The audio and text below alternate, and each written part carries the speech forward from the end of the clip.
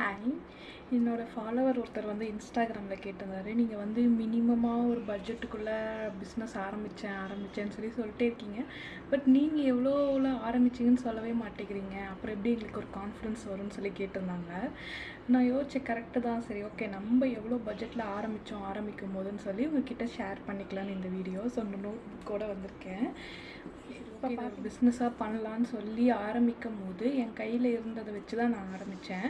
So எனக்கு ஒரு thought இருந்தது, நம்ம நிறையா அமௌண்ட்டு போட்டுட்டு அதில் லாபம் வராமல் நம்ம வந்து திருப்பி பின்னாடி போயிடக்கூடாது. ஸ்டார்ட் பண்ணி போய்கிட்டே இருக்கணும்னு நான் நினச்சேன். ஸோ அதனால நான் வந்து ப்ராப்பராக ஒரு அமௌண்ட்டுன்னு போட்டு ஸ்டார்ட் பண்ணவே இல்லை. என் கையில் இருந்ததை வச்சு நான் ஆரம்பித்தது தான்.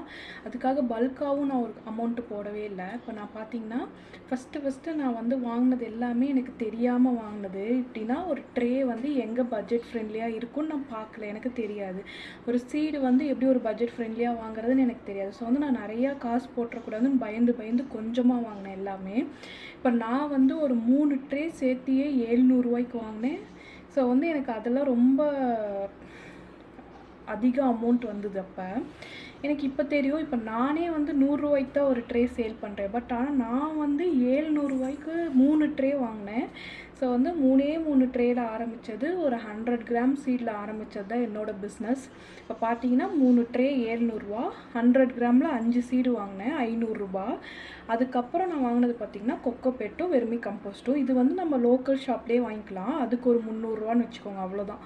இதை வச்சு நான் ஆரம்பித்தது தான். நான் ஸ்டார்ட் பண்ணி நான் வளர்த்தி பக்கத்தில் இருக்க எல்லாருக்குமே சாம்பிள் கொடுத்தேன். அவங்களுக்கெல்லாம் சாப்பிட்டு இஷ்டப்பட்டதுக்கப்புறமா அவங்க வந்து என்கிட்ட ஆர்டர் கொடுத்தாங்க. ஸோ இப்படி தான் என்னோடய ஜேர்னி ஆரம்பித்தது மைக்ரோ க்ரீனில். ஸோ வந்து ஒரு 3 ட்ரேயில் கூட உங்களால் மைக்ரோ க்ரீன் பிஸ்னஸ் பண்ண முடியும். ஸோ அதுதான் நான் ஸ்டார்ட் பண்ணது. நிறைய பேர் கேட்குறீங்க, நீங்கள் வந்து இவ்வளோதான் பட்ஜெட் அவ்வளோதான் பட்ஜெட்டில் ஆரம்பிச்சிங்க, பட் அதில் ப்ராஃபிட் இருக்குமான்னு சொல்லி. நான் 3 ட்ரேலேயே வீக்லி பார்த்திங்கன்னா ஒரு ட்ரேக்கு 300 கணக்கு போட்டுக்கோங்க. இப்போ 3 ட்ரேக்கு 900 ருபீஸ் நான் வந்து ப்ராஃபிட் பார்த்தேன். ஸோ அந்த மாதிரி தான் நீங்கள் வந்து கம்மியாக ட்ரே போட்டாலும் சரி, சாம்பிள் கொடுத்துட்டு நிறைய கஸ்டமர்ஸை பிடிச்சிட்டிங்கன்னா உங்களுக்கு என்றைக்குமே அதில் ப்ராஃபிட் இருந்துக்கிட்டே இருக்கும். இதுதான் ஃபஸ்ட்டு பாயிண்ட்டு நீங்கள் பார்க்க வேண்டியது. அதே மாதிரி செகண்ட் பாயிண்ட்டு, நம்ம வந்து எல்லாமே ஒரு ஒன் டைம் இன்வெஸ்ட்மெண்ட்டு தான். நம்ம கொக்கோபீட்டும் சீடு மட்டும்தான் நமக்கு திருப்பி வாங்குற மாதிரி இருக்கும். ட்ரே வந்துட்டு ஒன் டைம் இன்வெஸ்ட்மெண்ட்டு தான், ஸ்ப்ரே ஒன் டைம் இன்வெஸ்ட்மெண்ட்டு தான்.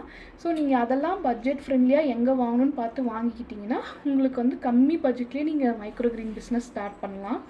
உங்களுக்கு இதை பற்றி ஏதாவது டீட்டெயில்ஸ் வேணுச்சுன்னா என்னோடய கமெண்ட் செக்ஷனில் சொல்லுங்கள். பாய்.